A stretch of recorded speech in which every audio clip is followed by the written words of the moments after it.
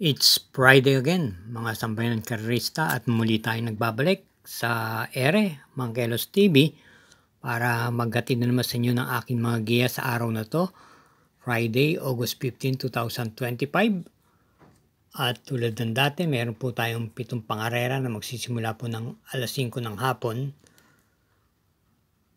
At tulad ng mga nakaraan, hanggat mga 8 o 10 kalahok po ang mga nakarehistong magsisitakbo.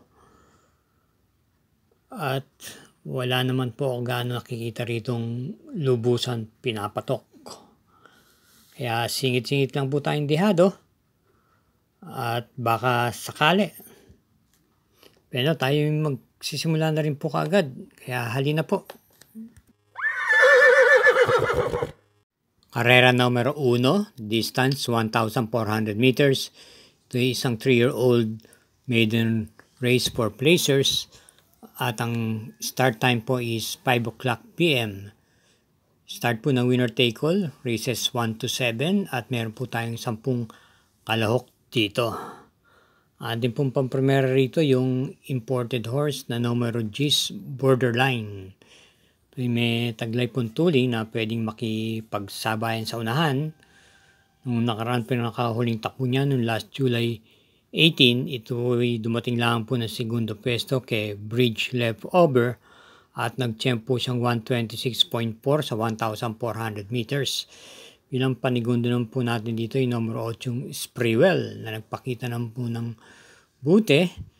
Ito po ay may taglay naman din puntuling sa paglundag sa aparato at muling renda ni si Reyes. Nasigunda lamang po siya nung last July 25 kay Light from the East at may tempo din po siyang 1 minute and 26.2 sa 1,400 meters. At isama po natin panersera yung numero 4 plus 5 Kosa. Na itong mga nakaraan maganda rin po ang tinatakbo nitong kabayong to. Ang pinakuli noong August 1 kung saan nasigunda po to kay Zoom. May tempo na po siyang 128.4 sa 1,400 meters. Kaya para rito sa karera numero 1, pampremera yung numero G's Borderline. Panigundo yung numero 8 yung Sprewell at panersera yung numero 4 plus 5 Kosa. Karera numero 2, isang class 4, split group 42 to 56. Start po ng pick 6, races 2 to 7, distance 1,200 meters. May 6 entries po. At sa tingin ko, kapwa po may taglay ng mga bilis yung mga kalahok dito at mabilis po ang area nito. Ang tangi lang pong nakikita ko rito medyo may kabagalan din sa alisan ng bagya yung numero 6 Upscale Bell. But the rest ay meron po mga angkin tuling. Pampremera po natin dito yung imported horse na numero 3 si Rice. Ito po ay nagagamayan na po ni PR Dalema at napakaganto po ng kanyang ikinikilo sa pamatnubay nito. Ito ay tumakbo ng last July 26. At nanalo naman po ito ng banderang tapos kung saan tinalo niya po si Bontay Shore at yung naterserang Frosty Raven. Kapagtala po siya ng 1 minute and 11 sa 1,200 meters. At bilang panigunda naman po natin dito yung numero 2, Maybell. May taglay din naman tuling pero naipipacing po itong kabayong to. Pwedeng isunod-sunod lang. At rendan po siya ulit ng kanyang regular rider ni JB Hernandez. Nagtala po ng panalo nung last July 16 kung saan tinalo niya po si War Chief at na terserang Black Star at may tempo siyang 1 minute and 13 sa 1,200 meters. Kaya para rito sa karera numero 2, pampremera yung numero 3 si Rice, panigundo yung numero 2 Maybell. Karera numero 3, 1,200 meters distance, start ng peak 5, races 3 to 7. Isang class 5, group 17 to 41 split. At ang ating pong napipisil pampremera rito ay yung kalahok numero 2, Money for Gabriel, na si JPA Gusi po ang renda. Bagamat may kabigatan po ng bagya ang peso, pero sa tingin ko kaya niya po itong grupong to. Po may taglay na tuling At yung last August 2, ito po ay dumating po ng tersera pwesto kay Parisian Life at nag-champ po siya ng 128 sa 1,400 meters. At yung last July 4, may naitala po itong panalo kung saan tinalo niya po si Majestic Star at Mustang Sally. May champ po siyang 1 minute and 13.2 sa 1,200 meters. Bilang panigunda po natin dito yung kalahok numero 3, Rainy Days. Narendan po ni JB Pakaykay. Ito po yung naipipacing at meron din naman pong tuling to. Ito po hindi po gaano nagpakita ng buti noong last August 3. Pero meron po itong magandang tiyempo para sa 1,200 meters kung saan nagwagi po ito at nag-champ po siya ng 1 minute and 12 sa naturang distansyang 1,200 meters. At bigyan lang po ng importansya ito, malaki rin po ang panalo nito. Kaya para rito sa karera numero 3, pampremera yung kalahok numero 2, Money for Gabriel, at panigundoy numero 3, Rainy Days. Karera numero 4, start po ng Peak 4, races 6 to 7. At ito po ay may distansyang 1,200 meters, ang class 5, 17 to 41 group split, may 8 entries.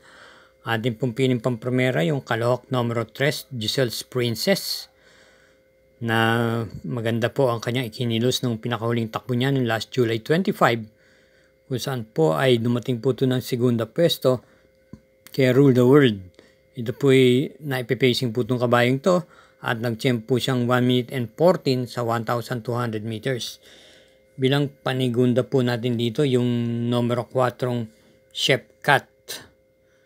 Nung last July 25, ito po ay kwarto lamang po pwesto ang nakuha. Doon din po sa karerang pinalunan po ni Rule the World. Pinabarosa po ang rerenda. At sa ngayon po, kinambyo po siya kay JD Huko. Kaya para rito sa karera numero 4, pampremera numero 3, Giselle's Princess. Panigundo yung numero 4, Chef Cat. Muli po mga sambayan ng karista at mga katrokis, maaari po natin suportahan ang Mangkelos TV sa magitan po ng pag-subscribe. I-share na rin po natin to at i-hit po natin yung like at notification bell para sa mga updates. Salamat po. Karera numero 5, may distansyang 1,200 meters, ang class 5, split group 17 to 41. At meron tayong 8 entries. Bilang pampremera po natin dito yung kalahok numero 2, Private Dining, na muli pong papatnubayan ng regular rider niya si MP Cañete. Maganda po ang kanyang ipinakita nung last July 30 kung saan ito po ay dumating po ng segunda pwesto kay Regal. Ito po ay pwedeng i-pacing at may tuling din naman po ito. Nag-tempo po siyang 1 minute and 16 sa 1,200 meters. At bilang panigunda po natin dito ay numero 4 Sinag na may tuling din po naman at pwede rin pong isunod-sunod lamang. Papatnubayan po siya muli ni GL Shego Jr. nung last August 1 na quinto pwesto ng puto kay Imperial Queen at sa nasigundong Sunny Nature. At itong last July 4, meron po itong naitalang panalo kung saan tinalo niya po si Himanshi at Awesome Cole. Meron po siyang 1 minute and 16.2 sa 1,200 meters. At bilang panersera po natin dito, isama po natin yung numero Princess Belle na may pacing po at pwede pong iparimate. Bagamat hindi po siya nagpakinagaan ng buti nung last August 3, pambal lamang po siya dumating kay Boss Pabale at rerendam po siya muli ni AP Ascension. Pero pansinin po natin yung kanyang ikinilos doon. Nanatili po siya sa pang-apat na pwesto hanggang sumapit po ang half mile at 1/4 mile. Pero pagdating po nung diretsahan na, umurong po at pang-8 nga po dumating. Baka sakali po, isama po natin. Kaya para rito sa karera numero 5, pampremera yung numero 2, Private Dining.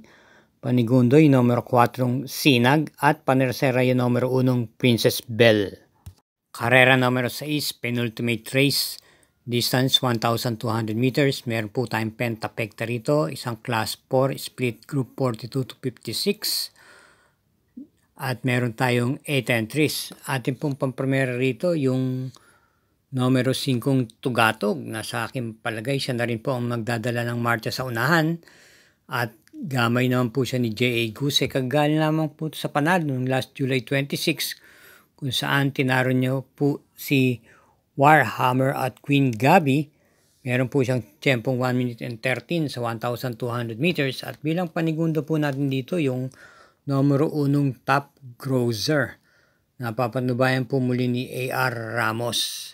Na tersera pwesto ng po ito nung last August 1 kay Bontay Shore at nagtiyempo siyang 1 minute and 13.8 sa 1,200 meters.